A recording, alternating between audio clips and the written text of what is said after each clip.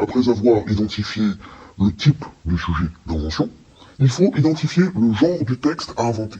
Autrement dit, est-ce qu'on te demande d'écrire un extrait de roman, ou un poème, ou bien un extrait de pièce de théâtre?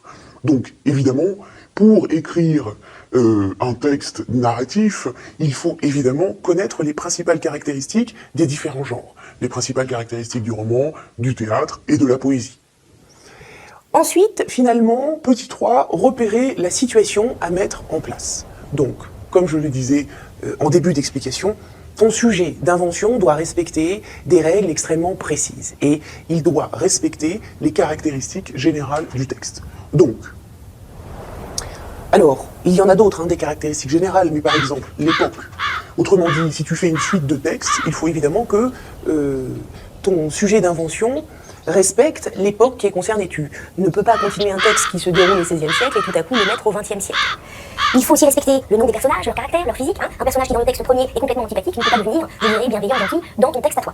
Finalement, il faut respecter le style de l'auteur et la situation d'énonciation. Donc il faut que tu identifies très précisément dans le texte premier qui parle, à qui, comment, quand, de quoi.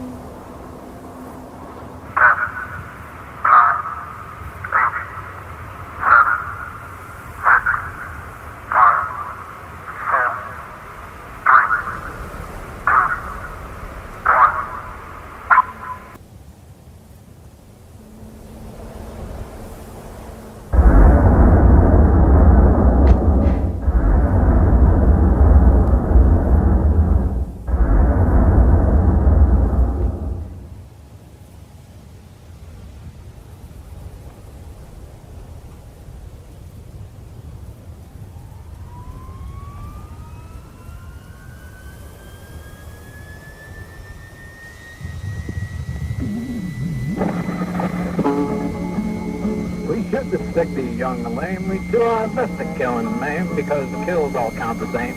They bound six the kids. We should to stick the young and lame, we do our best to kill and maim, because the kills all count the same. They bound six the kids. We should to stick the young and lame, we do our best to kill and maim, because the kills all count the same. They bound six the kids.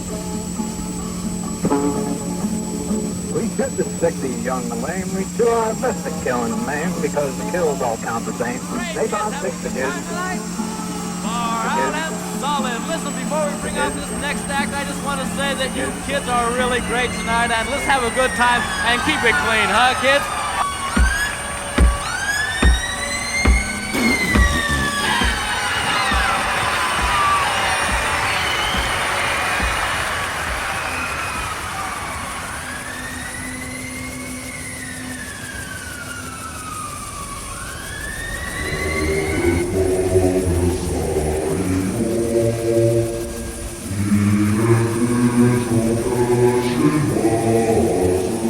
Civil defense officials in Cumberland have told newsmen that murder victims show evidence of having been.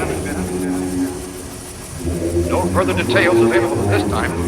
No further details available at this time. Latest word also from National Press Services in Washington, D.C. Washington, D.C. Washington, D.C. I jumped in to listen to it.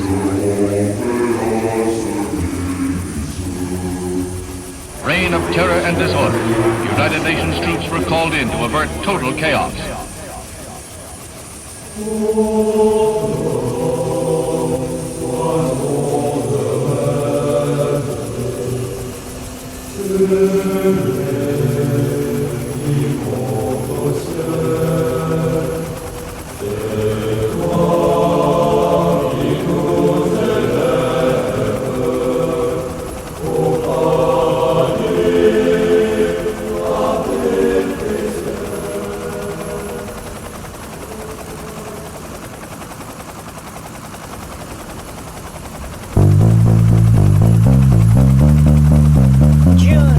Spoke to Richard Clark, the nation's former top counterterrorism official. Clark served as national coordinator for security and counterterrorism during the Bush's first year in office. He resigned in 2003 following the Iraq invasion.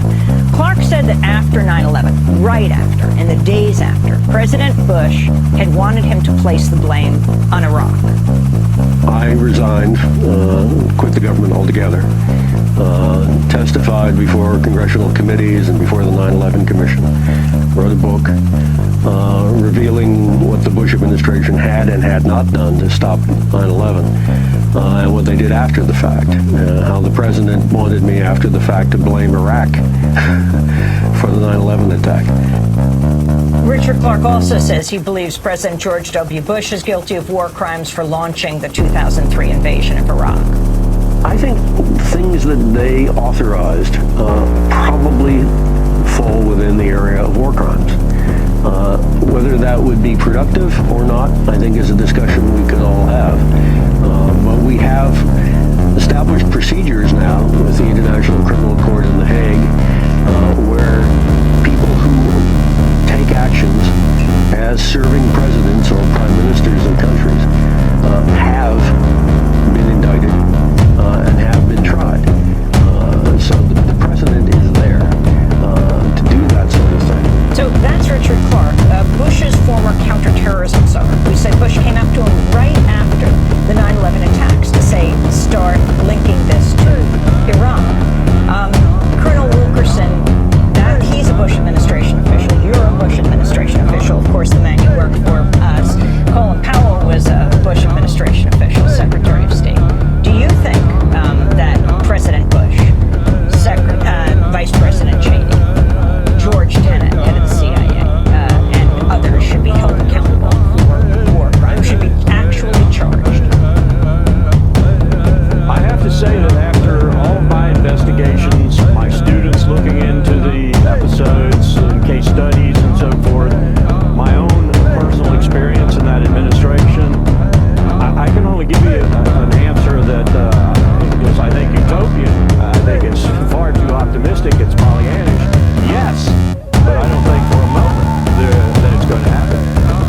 Colonel, the Senate report says that 26 innocent people were caught up in the program, and former Vice President Cheney addressed this. Speaking to the press, he was asked about the report, finding that 26 of the 119 prisoners were innocent. This was his response. I'm more concerned with bad guys who got out and were released than I am with a few that, in fact, most of the 25% of the detainees, 25% turned out to be innocent. Where are you going to draw the line, Chuck? How on that? I'm too high. Is that you're okay with that margin? I have no problem as long as we achieve our objective. That was Chuck Todd questioning former Vice President Dick Cheney. Colonel Wilkerson, can you respond to what Cheney said and also address the issue of innocence? Do you think that the 26 figure is too low? Definitely too low when you consider the entire prison population. As I've said many times in the past, I'm quite confident that probably a half to 2/3, possibly even more, of those initially put in Guantanamo, some 700 plus people, were just swept up on the battlefield through bounty process or whatever, and were basically innocent of anything other than being in the wrong place at the wrong time. But let's look at what Cheney said. This is pure Cheney. This is Cheney and Rumsfeld's tactic. They immediately deflect the question, which is a solid question which they simply can't answer. They immediately deflect it to the other side of the equation, whether it's the ticking time bomb argument, which is a fallacious and stupid argument if you really parse it well, or whether it's, as Cheney did here, that, 75% were guilty and any one of those might have done something, and so I was good in what I did. This is Cheney. Amoral Cheney. What you must look at, too, and what I wish that interrogator of Cheney had looked at, is we know positively that at minimum, and I suspect it's higher, 39 people died in the interrogation process. Why does no one ever mention that? We know, too, that in some of those cases, the military or civilian coroner involved found the cause of that death to be homicide. The most famous case, of course, Alex Gibney in his documentary Taxi to the Dark Side, Dilawar in Afghanistan, is known about, but even that's been forgotten. We murdered people whom we were interrogating. Isn't that the ultimate torture? No one ever asked Dick about that. Colonel Wilkerson, that number, 39 people killed by torturers, where do you get that number and where were they killed? That number comes from Human Rights First's initial report on command responsibility in the interrogation program, which I believe came out quite early, 2006, 2007. It was 39 people who died in detention. Now, some of them died of natural causes. They had a heart attack. Of course, the heart attack might have been brought on by the very strenuous process they were going through, including hypothermic rooms and stress and so forth and so on. But nonetheless, several of those were judged homicides. In other words, either the contractor for the CIA or the military individual conducting the interrogation was responsible for the death of that person because of what they were doing to them. That's never talked about anymore. Final question. At the time that Colin Powell gave that speech, that infamous speech that he would later call a blot on his career, February 5th, 2003 at the UN, there were many who were saying, including weapons inspectors in Iraq, that the allegation of weapons of mass destruction was not true. What would have penetrated the bubble for you, Colonel Wilkerson? For example, to peace activists and others to be able to reach you, to reach Colin Powell. Why could they continue to say this with lots of evidence behind it, yet you didn't hear it?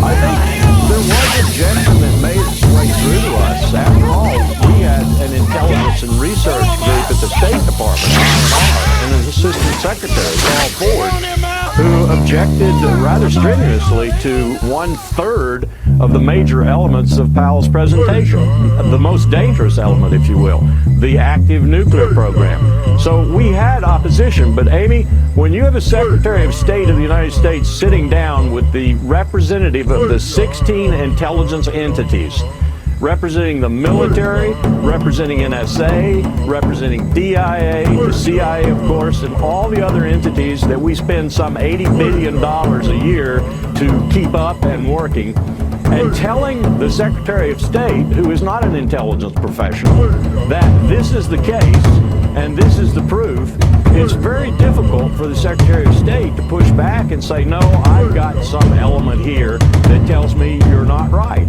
Powell did that on a number of occasions, but in each case, with few exceptions that were important, Tenet and McLaughlin pushed back with the weight of the intelligence community. And people forget, Tenet was pushing back, as he said quite frequently, with the Germans, the Israelis, the French, and as he would put it, all the other countries in the world who have reasonably good intelligence and intelligence institutions and are corroborating what I'm saying. So this is a very difficult situation for the Secretary of State.